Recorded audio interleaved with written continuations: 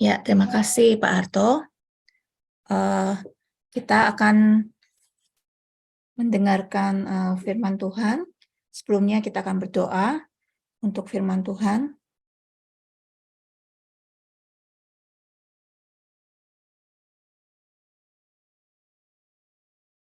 Nanti Pak Kro Menik akan berdoa untuk firman Tuhan. Silakan Pak Kro.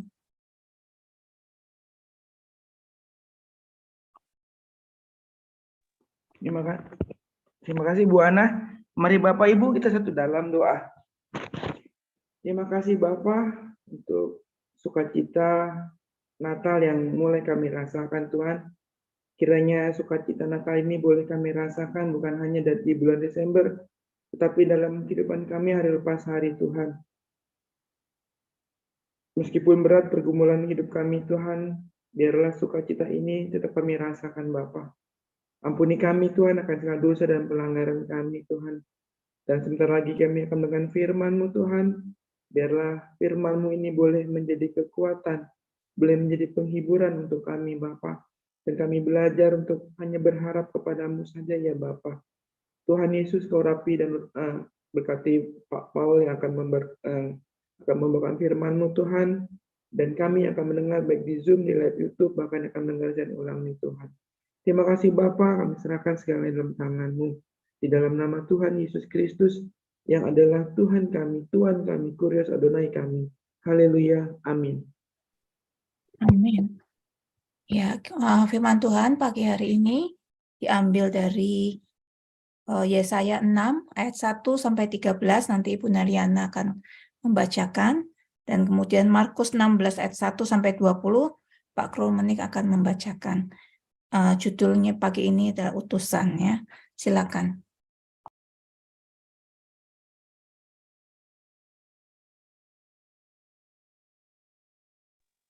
Baik, terima kasih Bu Ana. Salam Bu Ana.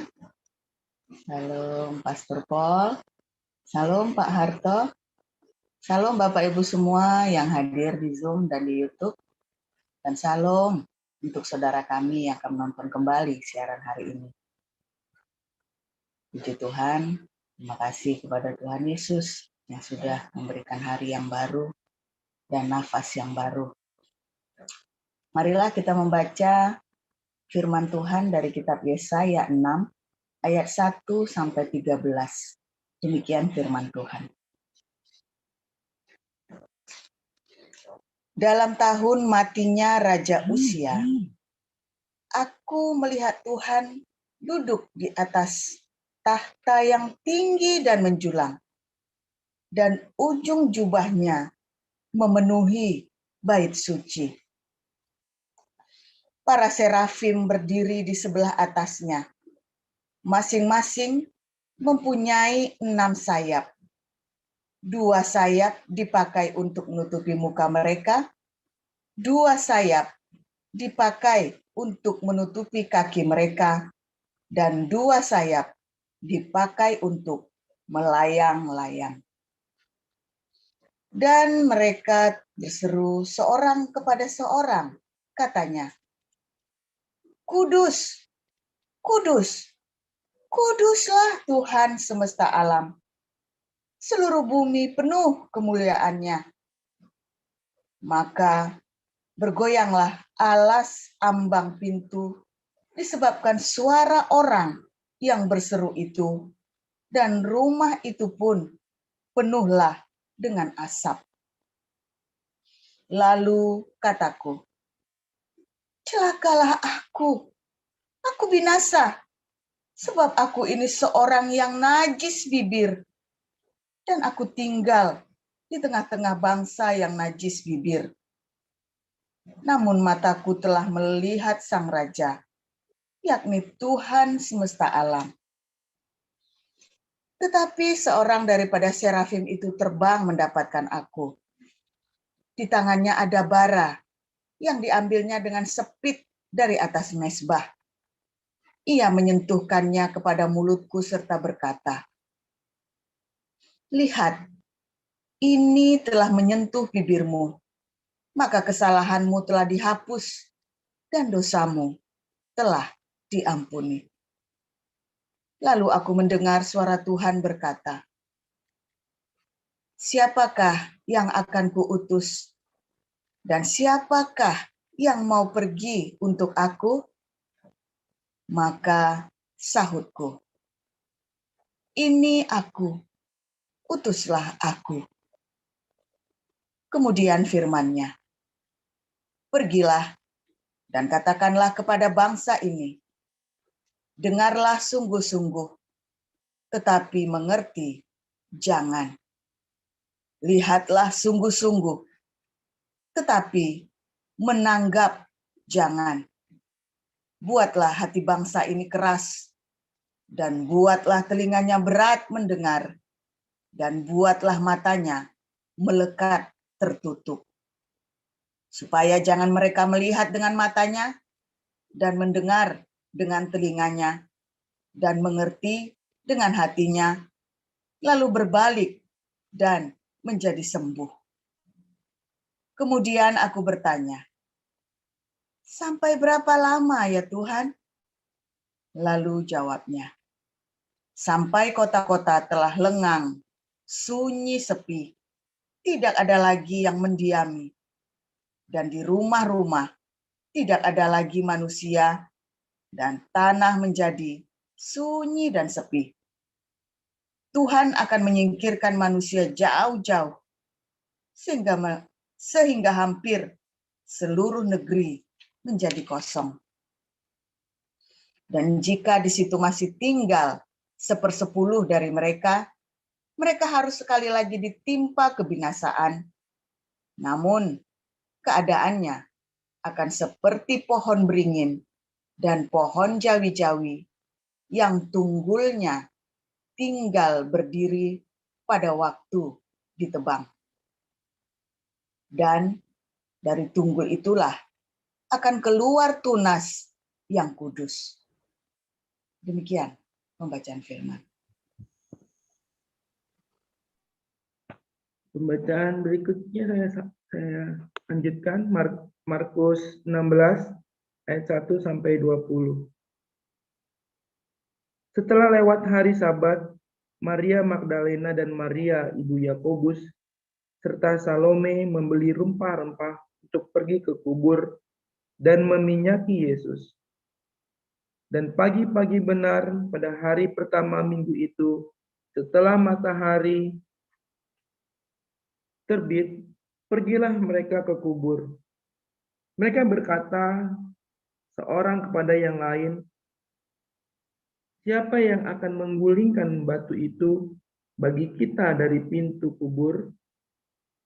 Tetapi ketika mereka melihat dari dekat, tampaklah batu yang memang sangat besar itu sudah terguling. Lalu mereka masuk ke dalam kubur dan mereka melihat seorang muda yang memakai jubah putih duduk di sebelah kanan. Mereka pun sangat terkejut. Tetapi orang muda itu berkata kepada mereka, jangan takut. Kamu mencari Yesus orang Nazaret yang disalibkan itu. Ia telah bangkit. Ia tidak ada di sini. Lihat, inilah tempat mereka membaringkan dia. Tetapi sekarang pergilah, katakanlah kepada murid-muridnya dan kepada Petrus, ia mendahului kamu ke Galilea. Di sana kamu akan melihat dia seperti yang sudah dikatakannya kepada kamu. Lalu mereka keluar dan lari meninggalkan kubur itu, sebab gentar dan dahsyat menimpa mereka.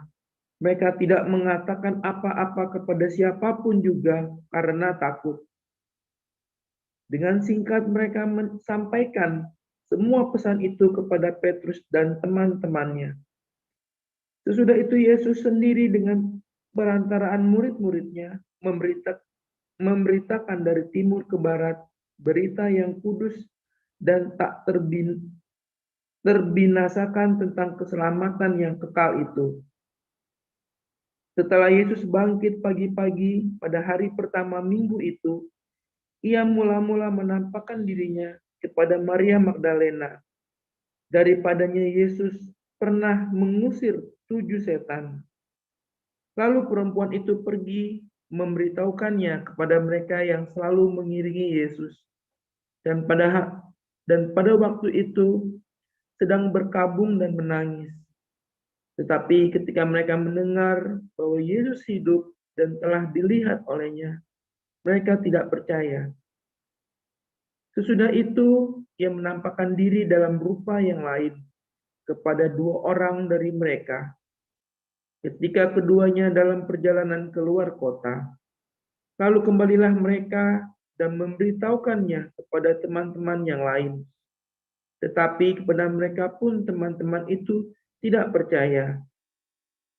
Akhirnya ia menampakkan diri kepada ke-11 orang itu ketika mereka sedang makan, dan ia mencela ketika ketidakpercayaan dan kedegilan hati mereka. Oleh karena mereka tidak percaya kepada orang-orang yang telah melihat dia sesudah kebangkitannya. Lalu ia berkata kepada mereka, "Pergilah ke seluruh dunia, beritakanlah Injil kepada segala makhluk. Siapa yang percaya dan dibaptis akan diselamatkan, tetapi siapa yang tidak percaya akan dihukum. Tanda-tanda ini akan menyertai orang-orang yang percaya. Mereka akan mengusir setan-setan demi namaku. Mereka akan berbicara dalam bahasa-bahasa yang baru bagi mereka. Mereka akan memegang ular, dan sekalipun mereka minum racun maut, mereka tidak akan mendapat celaka. Mereka akan meletakkan tangannya atas orang sakit, dan orang itu akan sembuh." Sesudah Tuhan Yesus berbicara demikian kepada mereka, terangkatlah ia ke surga, lalu duduk di sebelah kanan Allah.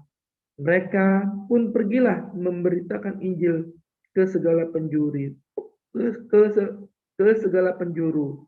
dan Tuhan turut bekerja dan meneguhkan firman itu dengan tanda-tanda yang menyertainya. Amin. Demikian firman Tuhan. Amin. Terima kasih Ibu Narliana dan Pak Krul Menik. Kita akan mendengarkan firman Tuhan oleh Pak Joseph Paulsang. Silakan.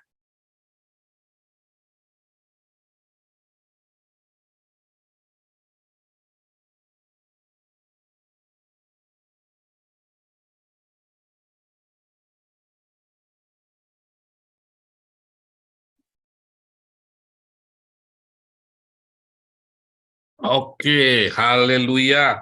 Luar biasa.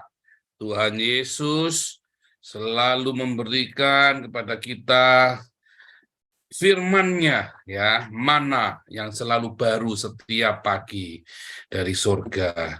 Apabila Anda menanti-nantikannya di dalam kesalehan dan kesucian hatimu, kemurnian hatimu, ya. Kalau Anda menanti-nantikannya dengan dengan penuh tipu muslihat, ya nggak dapat apa-apa. Sebentar ya, ini ada yang kurang bagus.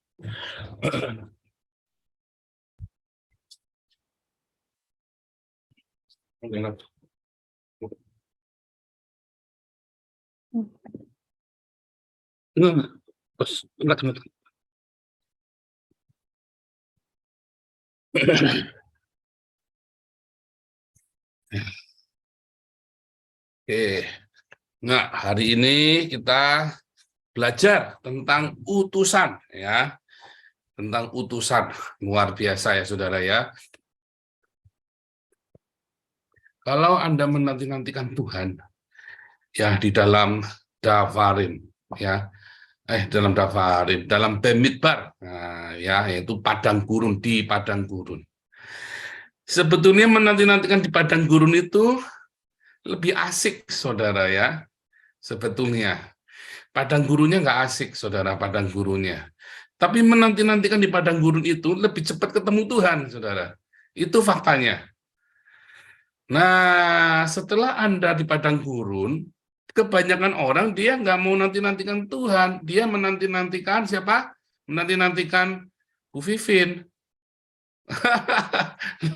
Iya kan? Sudah tahu lah maksudnya lah, nggak usah saya tanyain, nggak usah saya ceritain lagi lah. menanti-nantikan Bu Mantu, menanti-nantikan Ibu siapa lagi dah pokoknya yang anulah, pokoknya yang baik hati. Anda menanti-nantikan Sinterklas di padang gurun. Repotnya begitu, saudara. Jadi Anda nggak ketemu Tuhan. Ya, merengek-rengek sama saya, WhatsApp tiap hari ya, saudara ya. Kurang ini, kurang itu, pokoknya ya. Sehingga Anda nggak ketemu Tuhan, saudara. Anda di padang gurun malah menanti-nantikan om tantemu, menanti-nantikan kakak, menanti-nantikan siapa lagi, saudara? Menanti-nantikan arisan, menanti-nantikan itu ya, temanmu, kolegamu di bank, di koperasi, menanti-nantikan donasi, termasuk saudara di dalamnya, sehingga Anda nggak ketemu Tuhan. Ya, di padang gurun Anda tidak mencari Tuhan, tetapi Anda justru mencari yang menyenangkan hatimu, saudara. Padahal, ya, di padang gurun itulah sebenarnya kita akan intim dengan Tuhan. Di padang gurun itulah manna, ya, manhu. Ya, apa itu? Itu kan datang, saudara. Manna itu, saudara, hal-hal yang baru dalam hidupmu, saudara. Di padang gurun itulah Anda lihat mujizat demi mujizat. Ya, saya tetap berkata, ya, padang gurun itu nggak enak. Jangan berkata saya bangga dengan padang gurun, saya senang dengan padang gurun, bohong ya, saudara ya. Enggak, saudara. Dan Tuhan tahu kita juga jangan lama-lama di padang gurun. Masalahnya, sudah ada perjanjian, umat yang kudus kepunyaan Allah, Anda harus masa padang gurun sampai tuntas padang gurun itu. Anda nggak tuntas, diputer-puter 40 tahun, beneran ya. Harusnya 4 tahun, tunda lagi jadi 8, 12, 24 tahun, 40 tahun, saudara. Anda akan diputar-putar di sana, ya nggak main-main, saudara ya. Oh, itu rumus rohani ya, itu rumus rohani. Ya, itu rumus rohani, Anda hati-hati. Jangan sampai responmu lebih dari 3 tahun. Dalam setahun, 2 tahun respon, nggak ada perubahan. Tahun ketiga, ya ini sudah tahun, ini kan sudah 2 tahun kalian ikut embun pagi. Tahun depan Anda belum ada perubahan, respon kudu dirubah. Jangan ngeyel, saudara. Jangan ngeyel. Nanti lewat 4 tahun, diperpanjang extend-nya 8 tahun, saudara. Jangan nggak percaya saya. Rumusnya, saya nggak tahu, saya ngitung, saudara ya. Saya ngamatin pola, saya ngamatin puluhan orang yang saya kenal. 4, 8, 12, 24, 40 tahun, modiar, saudara. Aduh, pusing, saudara, di padang gurun. Papi saya 24 tahun nggak lulus-lulus ya, sampai matinya ya, saudara ya. Ya, masuk padang gurun 24 tahun nggak sampai matinya. Baru dia. Iya ya, harusnya begini, ya terlambat. Nggak mau dirubah. Ya. Nah, di padang gurun itulah, ya, kemudian Anda semua mengalami mujizat, mengalami pertolongan Tuhan, mengenal Tuhan, Anda dilatih tanganmu untuk berperang, saudara. Ketika orang Israel keluar dari Mesir, mereka adalah bangsa budak. Begitu orang Israel masuk ke tanah Kanaan, 40 tahun di padang gurun, tiap hari kerjanya apa? Bercocok tanam? Enggak. Beternak? Enggak juga. Tiap hari kerjanya ngapain, saudara? Ke kantor? Enggak juga. Main apa? Tiap hari kerjanya main pisau belati, saudara, sama panah, sama tombak. Karena sekonyong-konyong siapapun bisa datang menyerang mereka di padang gurun itu. Jadi dari kecil mereka, ya, lawang mainan, pedang-pedangan, bukan pakai kayu, pakai pisau beneran, saudara, pakai pisau batu beneran.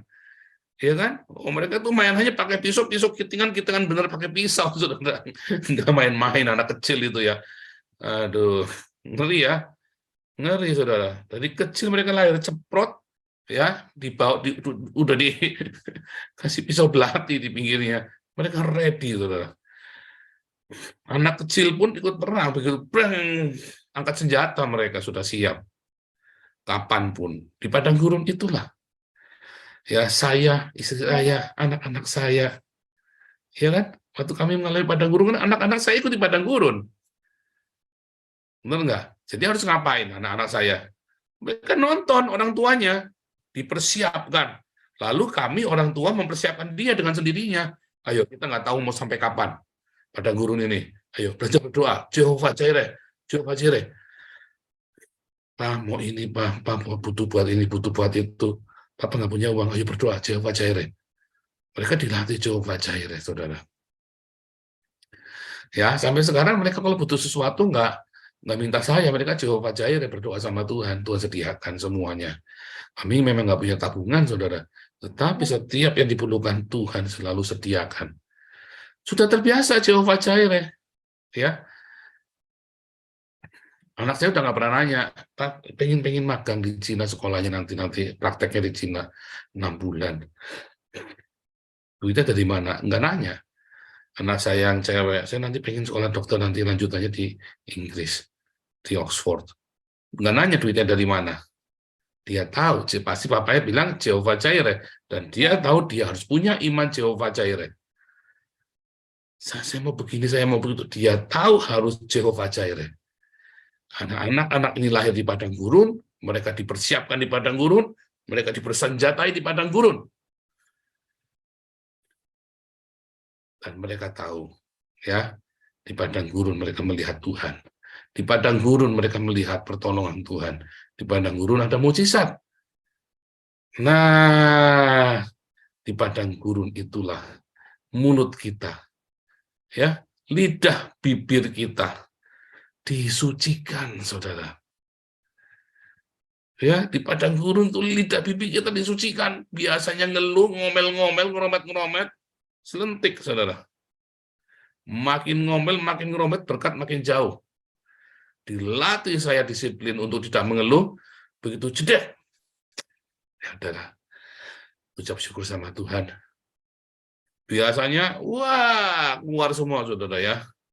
Dari kutil sampai buntil, ya kan, dari burung kuntul sampai kelinci tetangga, sebut-sebut semua, saudara, pokoknya. Tetapi di padang gurun kita didisiplin. Lah, Anda mau melewati padang gurun itu seperti apa? Nah, kemudian Anda masuk di dalam penyucian.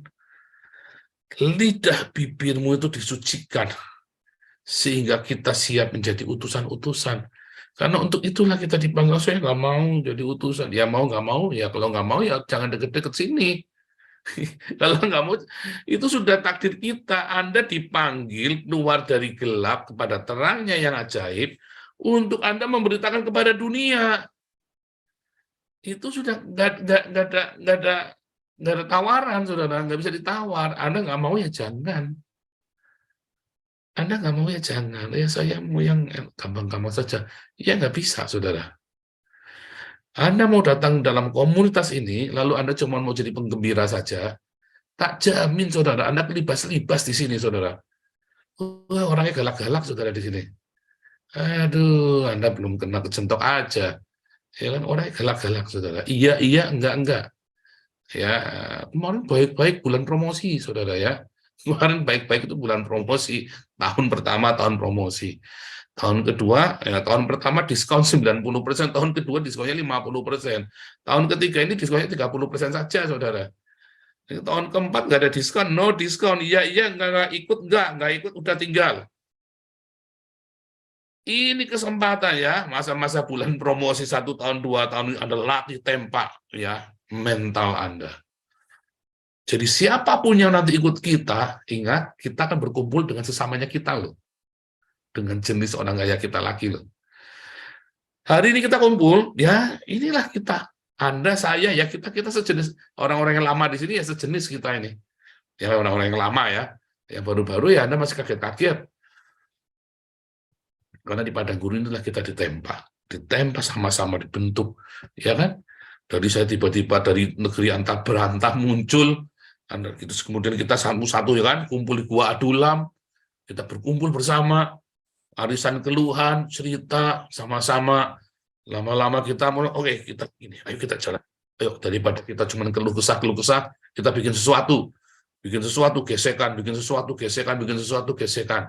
kita tetap jalan terus, karena cintanya lebih besar daripada sakit hatinya. Ya kan? Karena cintanya lebih besar daripada tersinggungnya. Cintanya lebih besar daripada harga dirinya. Cintanya lebih besar daripada semua, ya, keangkuhan hidupnya. Cintanya lebih besar dari kemarahannya. Ya, kita jalan terus sampai kita berbuah. Dan kita mulai, ya, orang-orang diutus. Sudah mulai, ya, baptis. Kita mulai melayani firman di sini. Kita sudah mulai pergi ke pedalaman, masuk. Oh, ini belum, ini baru kulit, saudara. Ini kita baru perkenalan, belum apa-apa. Tetapi suatu hari akan tiba saatnya kita semua benar-benar setiap orang, setiap elemen kita ini akan berfungsi sebagai utusan-utusan yang disucikan lidah bibirnya untuk memberitakan Yesus, memberitakan cintanya Tuhan kita, ya, yang adalah Allah sendiri turun ke dunia, ya kan? Mati, disalib, bangkit untuk menyelamatkan kita, dan cintanya itu ditawarkan kepada kita. Anda sekarang masih nggak punya keberanian, tetapi di dalam masa-masa padang gurun itu, tempa hidupmu. Tempa hidupmu, emang hidupmu masih berarti sekarang? Kalau saya sih karena sudah jadi sampah, ya saudara, ya. Saya sudah jadi sampah, jadinya saya sudah merasa apa? Mau apa lagi? Jalanin saja. Oh, sikat, saudara. Takut? Enggak. Sama saja mati kok. Kan begitu, kan? Karena saya sampah. Ya, kalau Anda belum merasa menjadi sampah, ya Anda harus merasakan jadi sampah dulu. Masalahnya Anda harus masuk padang gurun lagi nanti. Ulangin lagi. Kenapa? Karena Anda tidak mau cepat-cepat merendahkan hatimu. Bukan berarti orang kaya pasti sombong, orang miskin pasti rendah hati. Oh, salah, saudara. Itu adalah mitos, ya. Rendah hati tidak ada kaitannya dengan kaya dan miskin. Rendah hati tidak ada kaitannya dengan apa yang kita punya. Rendah hati tidak ada kaitannya dengan status sosial, pendidikan, nggak ada kaitannya. Sama seperti posesif, kepemilikan. Kepemilikan nggak ada kaitannya dengan orang kaya dengan miskin. Orang yang miskin bisa kepemilikan. Ya, orang yang miskin bisa sombongnya minta ampun, saudara. Dan biasanya, ya, justru karena kamu punya kesombongan yang kamu pertahankan itu, makanya miskin terus, kere terus. Serius, saudara. Serius, ya. Makanya masuk padang gurun, karena di padang gurun itu tegar tengkuk, ditekan sampai nyungsep, saudara. Muka Anda itu ke tanah itu. Sampai serendah-rendahnya disungsepkan. Sampai mulut kita hanya berkata, Yesus adalah Tuhanku. Enggak basa-basi klise di mulut, tapi Yesus adalah Tuhanku. Benar-benar aku adalah hamba. Walaupun ia menganggap kita anak, tetapi kita tahu menempatkan diri sebagai hamba. Dan kerendahan hati itulah Tuhan suka, saudara. Tuhan suka, dan kita tahu kita sebenarnya adalah anak-anak Allah. Kita seperti anak yang hilang. Bapa, biar aku menjadi hamba-hambamu di rumah Bapa, sama seperti yang lain. Tapi si Bapa ini memberikan cincin, memberikan jubah yang baru, memberikan kasut yang baru. Ya. Diberikan cincin otoritas. Markus 16 ayat 15. Ya kan? Menerima kuasa. Ya, sebab kita percaya di dalam namanya. Diberi jubah yang baru. Ya, jubah kerajaan, saudara. Ya, di dalam Matius 6, sesungguhnya Salomo dalam segala kemegahannya tidak berpakaian, tidak berjubah. Ya. Seindah bunga-bunga itu. Nggak usah khawatir. Ketika Anda sungguh-sungguh tulis memberitakan Injil, nggak usah rebutan donasi, nggak usah mikir, saudara. Nggak usah harus nanti Anda licik-licikan, bohongin, donasi. Nggak perlu. Kayak saya pernah nggak minta donasi buat pribadi saya, nggak pernah. Saya bolak-balik selalu ngajarin Anda. Anda cari Tuhan sungguh-sungguh, beresin hidupmu benar-benar, Ya, ketika saatnya Tuhan mau utus kita, hari itu kita diberi cincin, saudara. Diberi kuasa. Hari itu kita diberi jubah yang baru. Ya kan? Artinya apa? Outer garment itu artinya kita diberi kecukupan. Nggak akan berkekurangan. Ya kan? Nah, yang ketiga, diberi kasut kerelaan memberitakan Injil. Ya kan? Begitu kasih kasut, berarti kita kudu jalan. Menjadi utusan. Kita harus memberitakan Injil. Masalahnya, terus kita tidak berfungsi memberitakan Injil. Akhirnya ya hidup itu muter-muter lagi di padang gurun. Kelihatannya duit banyak, tapi hati jauh dari Tuhan. Kelihatannya kita ada di gereja, tapi tidak memberitakan Injil. Kelihatannya kita ini apa namanya, tengging sana tengging sini, kuasanya nggak ada. Mengapa? Karena kita tidak melewati padang gurun itu nggak lulus. Kita hanya pretend, hanya berpura-pura lulus. Yang tahu hanya Anda dan Tuhan. Yang tahu hanya Anda dan Tuhan. Dan kita nggak bisa bohong dengan kehidupan. Anda boleh bohong dengan semua orang. Tetapi Anda nggak bisa bohong dengan Tuhan. Dari buahnya kita tahu. Selalu dari buahnya kita tahu. Makanya, saudara, jangan kekristenan kita itu nggak usah pura-pura. Ada orang yang pakai bahasa, ngomong ya sama saya, ya ini orang, tapi saya tahu ini orang belum lahir baru. Saya ketemu orang ya, saya pernah ketemu orang, ini orang saya tahu belum lahir baru. Dia ceritanya tinggi, saudara, tentang kerohanian, tentang kekristenan. Saya, puji Tuhan Pak Paul, anak saya semuanya aktif di gereja. Satu, begitu puji Tuhan Pak Paul, anak saya semuanya aktif di gereja, saya tahu ini orang, Kristennya masih Kristen tradisi. Ya kan? Ikut kelas evangelis, nanti Anda tahu ya. Puji Tuhan, tiga-tiganya aktif di gereja. Waduh, dalam hati bantrik, lo mati. Seminim-minimnya saya Pak Paul. Susah-susahnya saya tidak pernah absen bayar berpuluhan. 2, kena lo. Ya kan? Terus orang ini cerita lagi. Luar biasa tuh. Tuhan Yesus itu baik memang ya. Dalam segala kekurangan. Ya, Tuhan selalu cukupkan saya. Memang ya janji Tuhan itu ya dan amin. Wah, lihat Pak Paul di dalam semua kekurangan saya. Wah, dia bilang, saya selalu mengutamakan pelayanan di gereja. Nah lo, langsung saya tembak. Pak, itu anak-anaknya gimana nggak diurus, Pak? Bapak tiap hari di gereja, anaknya nggak diurus. Padahal Bapak kan baru cerai sama istrinya. Lalu anaknya ngurus, oh puji Tuhan Pak Paul. Wah ini berkat Tuhan. Mereka bisa ngurus dirinya sendiri. Nah itu saudara, dia aktif di gereja, dia baru cerai.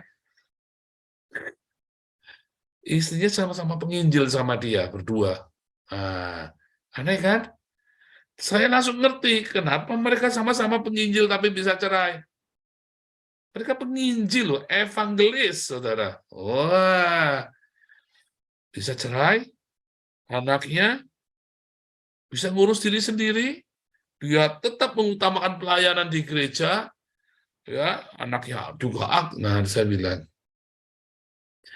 dia Kristennya, retorika menghakimi enggak, dari buahnya, saudara.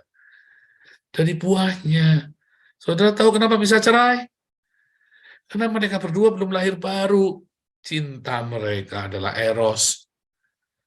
Begitu habis cintanya ya selesai. The cook is off. Ya kuenya habis, ya udah bubar kita, pestanya selesai. Anak-anaknya nggak diurus karena dia rajin di gereja. Nah pertanyaannya, kenapa dia nggak ngurus anaknya malah rajin di gereja? Bukannya anaknya tambah pahit lagi? Artinya selama ini dia ngurus istrinya juga mungkin salah. Artinya dia ngurus anaknya juga salah. Ya kan? Sebab dia tidak ketemu dengan Tuhan. Kalau dia ketemu Tuhan, Roh Kudus masih ajarin dia, saudara. Ketika saya ketemu dengan Tuhan, ya, apa yang Tuhan ajarkan kepada saya? Kamu berubah, nanti istrimu berubah. Simple ya. Kamu berubah, nanti anak-anakmu berubah. Coba saudara, saya berubah. Saya nggak ada yang ngajarin saya. Roh Kudus yang ngajarin saya. Dari mana saya bisa tahu? Ya, saya baca firman Tuhan tiap hari. Kamu berubah, maka seluruh hidupmu berubah. Maka segenap teman-temanmu juga nanti berubah. Nanti nasibmu juga berubah. Simpel kan? Ketika saya mengalami perjumpaan dengan Tuhan. Nah, makanya Kristennya jangan basa-basi, saudara. Saudara begitu tahu, Anda sendiri ngamatin. Kenapa ya 1, 2, ngamatin 1, 2, 3. Catat itu, saudara. Nggak beres. Anda langsung berdoa, Tuhan, ada apa nih Tuhan? Jangan-jangan saya yang salah nih Tuhan. Loh, saya selalu begitu ya, kalau saya selalu introspeksi. Ada begini-begini, ada apa nih Tuhan ya? Kadang-kadang saya ngomong sama anak, bukan mengeluh, tapi ada apa ya? Coba mungkin apa yang salah, coba kita koreksi, coba kita putar balik. Berapa hari nanti, oh ya ternyata memang ada yang salah. Kita rubah cepat, saudara. Kita rubah cepat, ya. Itulah gunanya kita suami istri saling mengingatkan. Kita berdoa sama-sama tiap malam. Ada yang salah, apa yang salah? Oh, mentok semua nih, ada apa nih? Bukan takut, tapi ada apa? Kita tanya, ada apa nih? Kenapa mentok semua? Apa ada yang salah? Atau memang kita harus berdoa? Atau kita harus minta sesuatu? Itu, saudara. Ada di sini kita ngerti mesti ngapain. Karena kita biasa di padang gurun. Respon kita benar. Di padang gurun itu bukannya kita tantrum, gubuk-gubukin diri sendiri, atau kita misu-misu. Sehingga ketika kita selesai padang gurun, kita sudah menjadi pasukan tempur. Kita punya cincin, kita punya jubah, kita punya kasut yang rela memberitakan Injil. Ya, yang percaya katakan amin, dan saya berdoa supaya Anda semua mendapat rema ya dari pengutusan tengah-tengah padang gurun. Ya, responmu harus benar. Ya, kuasa yang diberikan, ada cincin, ada jubah, ada kasut, ya cincin, kuasa, otoritas, sehingga Anda nggak melempem, nggak tantrum, nggak membleh, ya kan? Anda punya jubah, ya sehingga Anda tidak perlu khawatir dengan hidupmu, ya kan? Tidak perlu meminta-minta. Anda punya kasut, sehingga dari hidupmu setiap hari hidupmu, lepas hari lepas hari, Anda bersaksi ya bahwa firman Tuhan ya dan amin. Tuhan Yesus memberkati.